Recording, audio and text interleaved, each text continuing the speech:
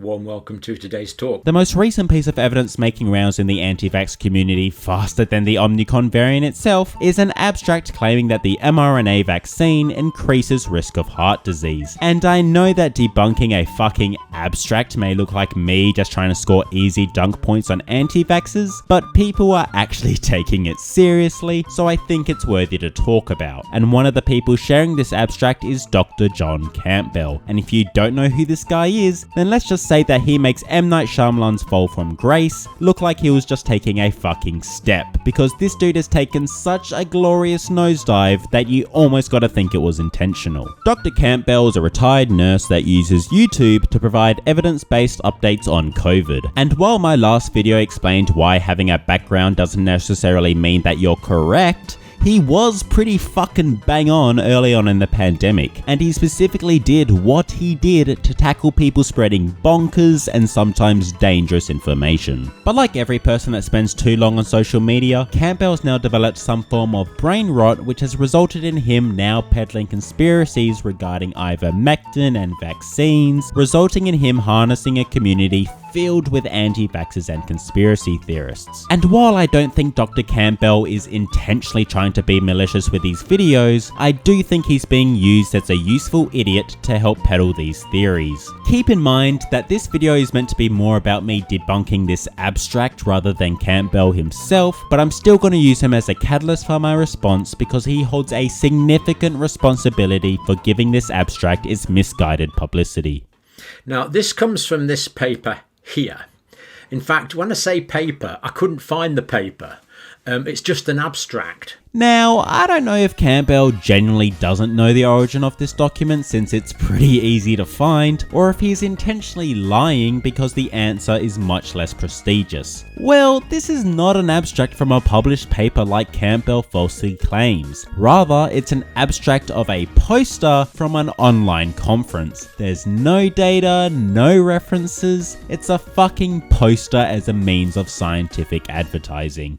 So it's this abstract. Now it's in this journal Circulation, which is a reputable peer-reviewed journal. Dr. Campbell is correct that Circulation is a well-regarded journal that peer-reviews its papers. However, as I just said, this is not a paper. This abstract and poster are not peer-reviewed or published in the journal in the same way as an actual paper, and it's misinformation to equivocate it as such. I also find it odd that he admitted the fact that this peer-reviewed journal has also published an expression of concern regarding the quality of the abstract, stating that the results are not reliable due to errors, missing data, and lack of statistical analyses. You can literally see this concern in his video, but he conveniently ignores it for whatever reason.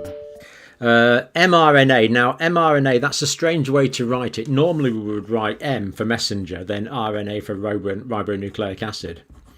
So it just strikes me as a bit strange that that deviation from the norm is in the title there. But anyway, that's nothing to do with the content. Campbell's comment that a grammatical fuck-up has nothing to do with the content of the abstract is true. However, it does have an impact on the quality of the paper since presentation is a reflection of content. If research is well done and high quality, then you would expect the research paper to be high quality. On the flip side, poorly presented research is also a good clue of poorly researched research. It's why the most compelling pieces of conspiratorial evidence always seems to look professional, or at least be presented by a professional, and when your abstract fucks up on literally the first word, it's a pretty bad way to start.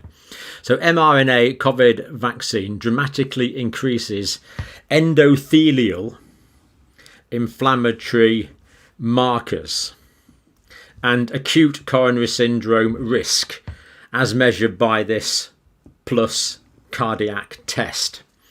Now, we do need a bit of background there. Campbell goes on to explain what exactly acute coronary syndrome and endothelial inflammation is, but I find it odd that he ignores explaining what the pulse cardiac test is, because this test does a lot of heavy lifting in this abstract. In fact, it does all the lifting, because the abstract never measures the risks of ACS directly. It only uses this pulse test to generate a 5-year risk, where a higher pulse score means a higher risk of experiencing ACS. The abstract mentions that this is a clinically validated measurement, but there is no published literature validating its use on patients as a measurement of ACS. In fact, one of the few references on the official Pulse website stating that the test has been validated in a multi-ethnic population actually links to a different testing model entirely. Granted, it has similarities, but it uses way more factors than the 9 proteins and still isn't perfect. The pulse test itself is barely used in mainstream cardiology outside of a few practices which also happen to promote natural health and Fox News.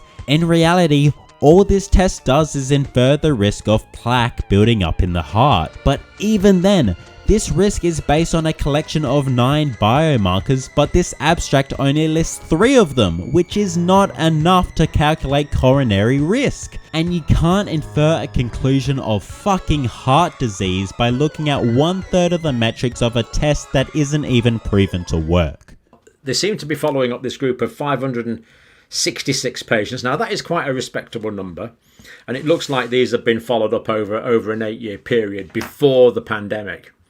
So we've got a good cohort here with good baseline characteristics and data. 566 patients is not a respectable number when you're making such a bold claim and concluding the risk of heart disease. Just for comparison, Pfizer's largest clinical trial included over 46,000 people. It also doesn't help that we have no context about who these people are. We know that they are somewhere between the laughably large age range of 28 to 97, but we have no idea what the median age is. We don't know how these patients got recruited in the first place. We do know that they were seen in a cardiological practice, so it'd be good to know if they had any other existing medical conditions that could have influence these results, and the complete omittance of these details calls into question how accurate these results really are. Right, so from 2 to 10 weeks after the vaccine, so +2 to +10 weeks after the vaccine, they worked out their plus score. That therefore constitutes a group. This was compared to the previous plus scores drawn 3 to 5 months previously, before the vaccines. So we have their scores before vaccination, and we have the scores after vaccination, and this seems to be a group of 566 people. So this basically is a controlled study where the individuals being tested are acting essentially as their own controls. So it's a recognised research method, test, change, retest. It's not a placebo group, but it's true that before they didn't have the vaccine and after they did have the vaccine, so it is a valid test-retest comparison.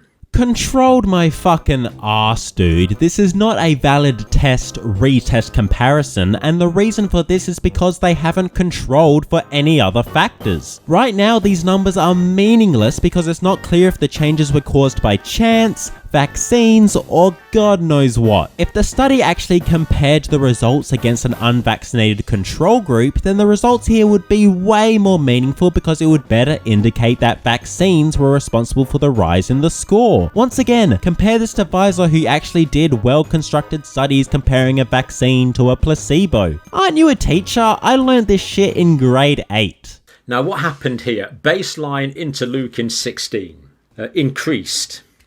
Now, they said it increased from 35 equals /-20. I don't know what that means. I just don't understand this sort of way of expressing it. And the units are not given.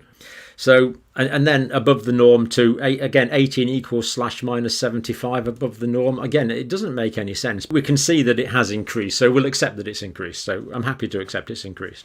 Soluble FAS increased again. Again, these make no sense. 22 plus stroke -15. I don't know what it means. Anyway, it increased from that up to that. So again, we accept there's an increase. HGF, again, that increased from this. Again, don't quite understand that, up to that. But again, we accept that it has increased. The fact that Campbell was able to admit that the results don't make sense but still count this abstract as credible is goddamn mind-blowing, but proof of how an unconscious bias can make you see the results you want to see. However, I don't blame Campbell for his confusion because these numbers don't make any fucking sense. They're vague and no units are ever mentioned to disguise the fact that these numbers mean nothing. But to try and explain, it seems to read that the first value is the recorded number of their imaginary metric, and then it should be plus/minus the interval of error. And I say should be because sometimes the plus icons are accidentally written as equal signs because it's on the same fucking key. Wow. Amazing. Regardless, Campbell's surface level analysis of bigger number means bad disguises the fact that these numbers barely rose at all. Ian Musgrave has conveniently graphed these figures since the abstract fails to do so, and this helps demonstrate how statistically none of them increased a meaningful amount. Additionally, when you consider the larger margins of error, the numbers become essentially meaningless. For Christ's sake, one of them might even be lower. We conclude that the mRNA vaccines dramatically increase inflammation of the endothelium and T-cell infiltration into the cardiac muscle, and may account for the observation of increased thrombosis, that's the blood clots, that makes sense because of the increased inflammation, cardiomyopathy, that makes sense of the apoptosis and destruction of cardiac myocytes, the cardiac muscle cells by T cytotoxic cells, and other vascular events following vaccination. It does make sense. First off, T-cells aren't mentioned anywhere in this abstract. They weren't measured by any biomarkers, they weren't tested, so how they reached that conclusion is totally fucking random. But it's an example of this abstract's main problem in that none of the data in this abstract supports its conclusion. How 3 random biomarkers barely increasing and perhaps even decreasing correlates to a dramatically increased inflamed endothelium makes no fucking sense, and I've already mentioned that they didn't measure for ACS anywhere in this abstract. They just used a non-clinically validated test, incorrectly I may add, to say that you have a higher risk of heart disease. Not reading past a headline is one thing and more just an indicator of laziness, but misinterpreting and passively reading an article without any critical thought is a whole other layer of stupidity and carelessness when you're broadcasting to 2 million fucking people. Now, this article's by Dr. Stephen R. Gundry. He has been a well-regarded cardiothoracic heart surgeon, and Dr. Gundry is not, I think it's fair to say, a figure who is greeted with complete agreement amongst the scientific community. Now, that's nothing to do with the science of this paper. He seems to have this grocery facility as well. Now, I must have worked with about, 20 or 30 cardiologists over my career, and I can't remember any of them having a grocery facility, but there again, they might not have just have mentioned it. But that's nothing to do with the science of the paper. Stating that the scientific community is not in complete agreement with Gundry is a bit of an understatement when what they're actually doing is calling Gundry out for promoting pseudoscience, but I digress. While Campbell likes to say that the author's background has no impact on the science of the paper itself, knowing who wrote something does help add context and perspective, especially if something seems off. Because even if you're a scientist, you can be biased. Why do you think published papers have to disclose conflicts of interest? And I think I know why Campbell said that Gundry's background has no impact, and that's because it does. As Campbell mentioned, Gundry is a former cardiac surgeon that now spends his time selling food supplements. Ever since leaving cardiology, however, Gundry's biggest scientific contribution was claiming that lectins cause various diseases, a claim that has been disputed as pseudoscience, and coincidentally, he now sells supplements to reverse the effects of lectins. Not only that, guess which tool Gundry used to find that lectins affect the heart? And now Gundry is making the exact same claim against mRNA vaccines, promoting all the terrible shit that could happen to you while coincidentally selling food supplements to help fix those issues. He even had the balls to link to his groceries page after the study's conclusion. Don't you think that's something that you should disclose, my guy? Well, I do make a conclusion on this.